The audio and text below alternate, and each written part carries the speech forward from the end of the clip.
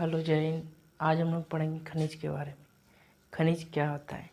कहते हैं कि खनिज जो होता है कि भूमि के अंदर से खोद कर निकाले गए पदार्थ को खनिज कहा जाता है। यानी खनिज किसे कहेंगे? तो भूमि के अंदर से खोद कर निकाले गए पदार्थ को खनिज कहा जाता है। यानी खनिज जो होता है भूमि के अंदर से खोद कर निकाला जाता है।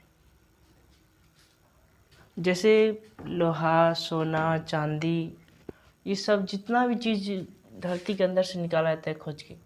धरती मतलब मिट्टी के अंदर जितना चीज़ खोज कर निकाला जाता है उसे खनिज कहते हैं। और खनिज की विशेषता है क्या क्या? कहते हैं कि इनका क्षेत्रीय वितरण असमान होता है। इनका जो क्षेत्रीय वितरण, क्षेत्रीय मतलब हुआ कि स्थान, स्थानीय मतलब हुआ कि खनिज जो है हर जगह नहीं पाया जाता है। हर स्थान में खनिज नहीं पाया जाता है, असमान होता है। तो हर जगह एक समान नहीं होता है, कहीं पर कम होता है, कहीं ज़्यादा होता है, कहीं नहीं भी होता है। और दूसरा है कि खनिज पदार्थ जो है समाप्य संसाधन है। समाप्य मतलब हुआ समाप्त होने वाला, यानी खत्म होने वाला। इसीलिए इसका पुनः पूर्ति संभव नहीं है। इसे हम दोबारा पूरा नहीं कर सकते। पूर्ति मतलब पूरा करना, यानी कि ये जो एक प्रकार का समाप्त संसाधन है और इसे हम दोबारा पूर्ति नहीं कर सकते। और तीसरा है कि खनिज की गुणवत्ता एवं मात्रा के बीच प्रतिलोमी पाया जाता है। प्रतिलोमी संबंध पाया जाता है। प्रतिलोमी क्या होता है? उल्टा। प्रतिलोम मतलब उल्टा, यानी कह रहा है कि खनिज की जो गुणवत्ता एवं मात्रा के बीच, गुणवत्ता यानी गुण के आधार पर और मात्रा के बीच जो है प्रतिलोमी संबंध पाया जाता है।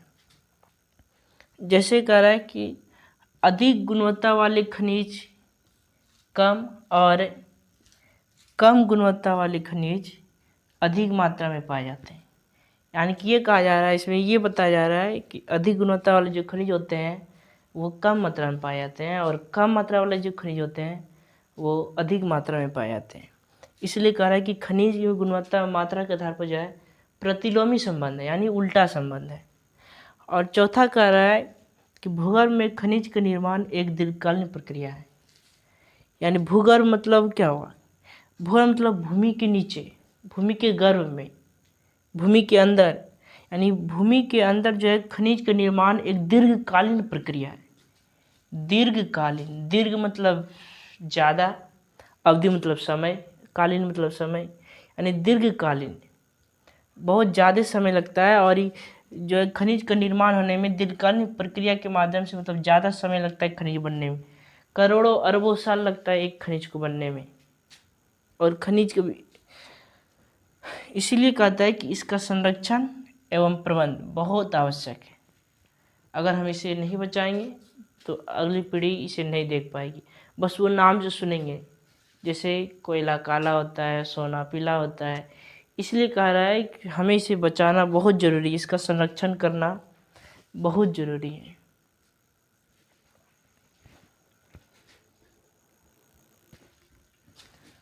अब हम लोग देखेंगे खनिज के प्रकार, यानी खनिज जो है कितने प्रकार के होते हैं। तो खनिज जो होता है कि दो प्रकार का होता है। खनिज दो प्रकार के होते हैं। कौन कौन? तो धात्विक खनिज और अधात्विक खनिज। खनिज कितने प्रकार के होते हैं?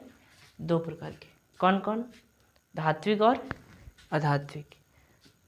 अब है कि धात्विक खनिज भी दो प्रकार के होते हैं, लौह खनिज और अलौह खनिज। धात्विक खनिज भी दो प्रकार के होते हैं। कौन कौन?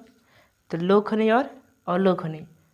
अब धात्विक खनिज क्या होता है कि जिस खनिज में धातु की मात्रा जो है ज़्यादा पाया जाता है, या जिस खनिज में धातु की मात्रा पाया जाता है उसे धात्विक खनिज कहते हैं। और अधात्विक, जिस खनिज में धातु की मात्रा नहीं पाया जाता है उसे अधात्विक खनिज कहते हैं। अब धात्विक खनिज, लौह खनिज, तो लौह खनिज में क्या हो जाएगा? जैसे लोहा, मैग्नीज, ये सब जो है लौह खनिज है। लौह खनिज की जिस धात्विक खनिज में लोहे की मात्रा ज़्यादा पाया जाए उसे लोह खनिज कहते हैं। अलोह खनिज, जिस खनिज में लोहे की मात्रा, जिस धात्विक खनिज में लोहे की मात्रा नहीं पाया जाता उसे अलोह खनिज कहते हैं। जैसे सोना में तो लोहा नहीं पाया जाता है, चांदी, तांबा, ये सब जो है अलोह खनिज है, इसमें जो है लोहे की मात्रा नहीं पाया जाता है। अब हम लोग जानते हैं इसकी परिभाषा, यानी कि जैसे अभी पढ़े खनिज के प्रकार और सभी प्रकार का परिभाषा जानेंगे हम लोग। धात्विक खनिज किसे कहेंगे? धात्विक खनिज किसे कहेंगे? तो जिस खनिज में धातु की मात्रा पाई जाती है, जिस खनिज में धातु की मात्रा पाई जाती है उसे धात्विक खनिज कहते हैं। क्या कहते हैं उसे? धात्विक खनिज। जिस खनिज में धातु की मात्रा पाई जाती है उसे धात्विक खनिज कहते हैं। जैसे क्या हो जाएगा? लोहा, सोना, चांदी, तांबा, ये सब जो है धात्विक खनिज है। और दूसरा अधात्विक खनिज। अधात्विक खनिज किसे कहेंगे? तो एकदम सीधा उसका उल्टा हो जाएगा। जैसे जिस खनिज में धातु की मात्रा नहीं पाई जाती, जिस खनिज में धातु की मात्रा नहीं पाई जाती उसे अधात्विक खनिज कहेंगे। जिस खनिज में धातु की मात्रा नहीं पाई जाती है उसे अधात्विक खनिज कहेंगे। जैसे क्या? चूना पत्थर, अब्रक, जिप्सम, ये सब जो है अधात्विक खनिज। अब हम लोगों ने पढ़ा था कि धात्विक खनिज भी दो प्रकार के हैं। धात्विक खनिज भी दो प्रकार का था। कौन कौन? तो लोह खनिज और अलोह खनिज। तो लोह खनिज किसे कहेंगे? तो जिस धात्विक खनिज में, धात्विक खनिज क्यों बोलेंगे?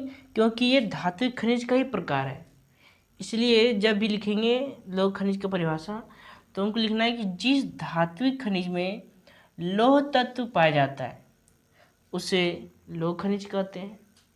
जिस धात्विक खनिज में लौह तत्व पाया जाता है उसे धात्विक खनिज लोह खनिज कहते हैं। जैसे लोहा, मैग्नीज, इस सब में जो है लोह की मात्रा, लोह मतलब लोहा की मात्रा पाया जाता है इसमें। दूसरा क्या है? अलोह खनिज। अलोह खनिज किसे कहेंगे? तो बस उसका उल्टा हो जाएगा इसमें भी, कि जिस धात्विक खनिज में, जिस धात्विक खनिज में लोह की मात्रा नहीं पाई जाती उसे अलोह खनिज कहते हैं। यानी कह रहा है कि जिस धात्विक खनिज में लोहा की मात्रा नहीं पाया जाता है उसे अलोह खनिज कहते हैं। जैसे सोना, चांदी, अब्रक, तांबा, इस सब में जो है लोह की मात्रा यानी लोहा की मात्रा नहीं पाया जाता, इसलिए इस सबको अलोह खनिज कहते हैं।